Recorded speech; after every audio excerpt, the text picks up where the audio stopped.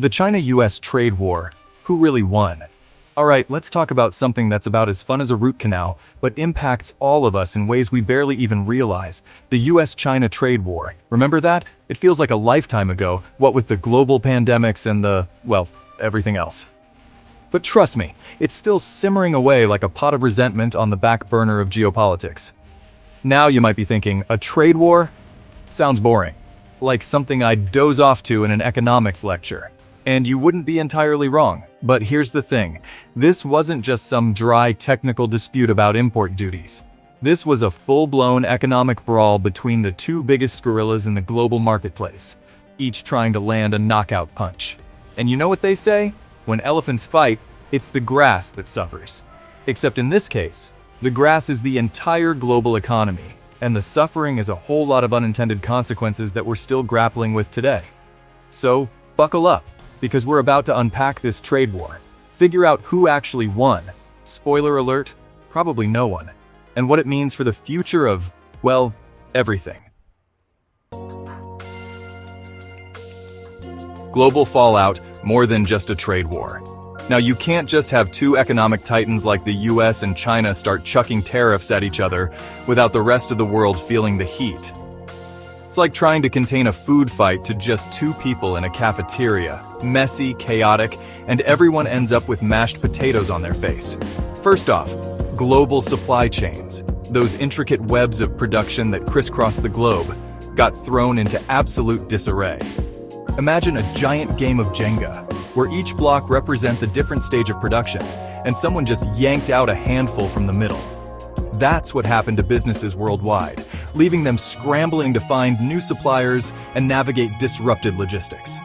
Emerging economies, many of whom rely heavily on exports to, you guessed it, China and the US, also took a major hit. It's like being a small business caught in the crossfire of a price war between Walmart and Amazon, not exactly a recipe for success. And speaking of recipes, remember that whole Made in China label you used to see on, well, everything? Yeah, that started to change too. The trade war pushed companies to diversify their production, shifting away from China to other countries like Vietnam, India, and Mexico.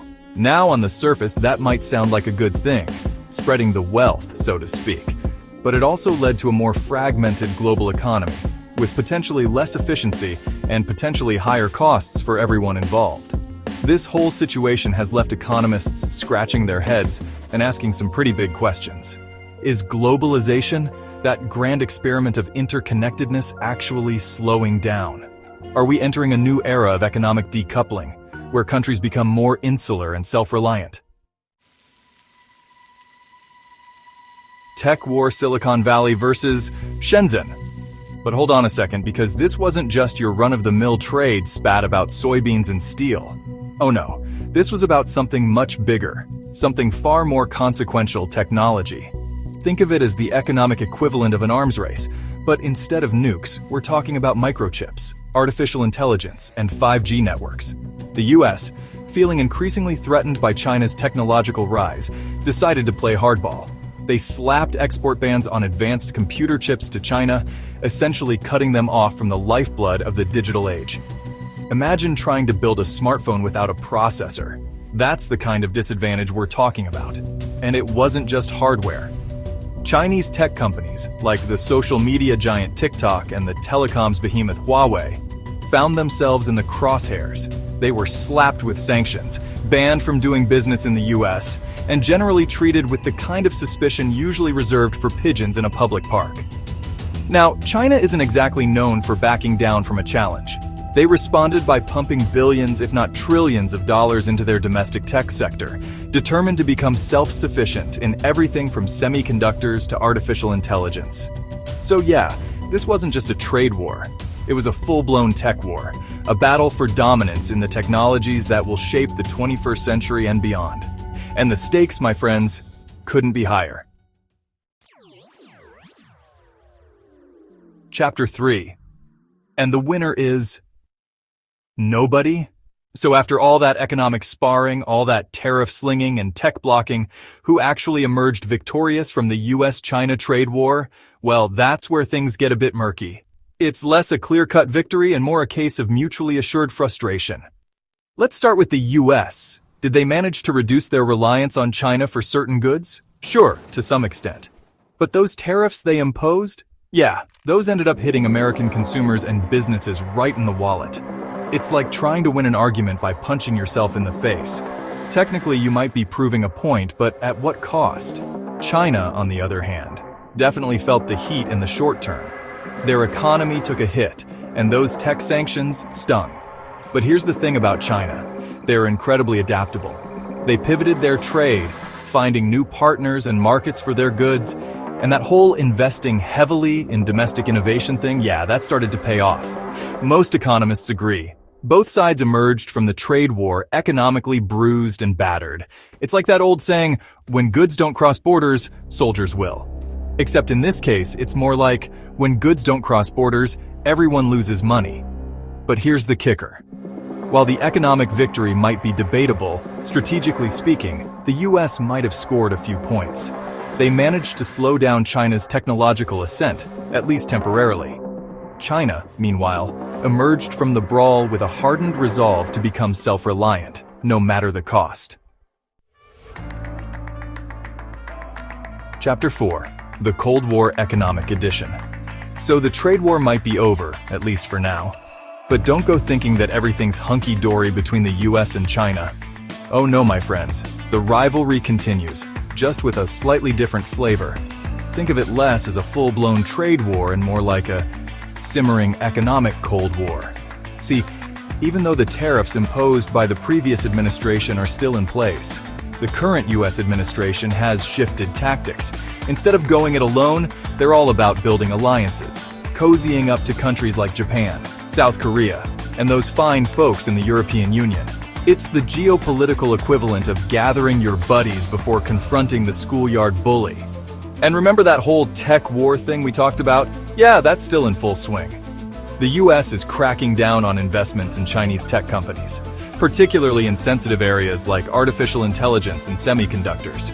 It's like trying to win a chess match by carefully removing your opponent's most powerful pieces. The underlying message is clear. The US and China are locked in a long-term strategic competition, a battle for global influence and technological supremacy.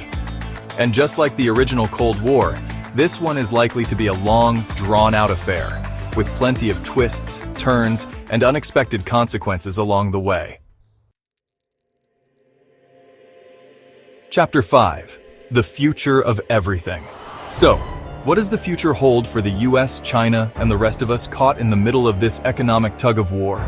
Well, if I had a crystal ball that could predict the intricacies of global geopolitics, I wouldn't be here talking to you. I'd be on a private island somewhere, sipping Mai Tais and counting my piles of money. But even without a crystal ball, one thing is clear. The relationship between the US and China is the defining geopolitical challenge of our time. These two economic titans are so deeply intertwined, so interconnected in the global web of trade and technology, that their actions have ripple effects that are felt across the planet. The decisions they make, the policies they pursue, will determine the future of globalization itself.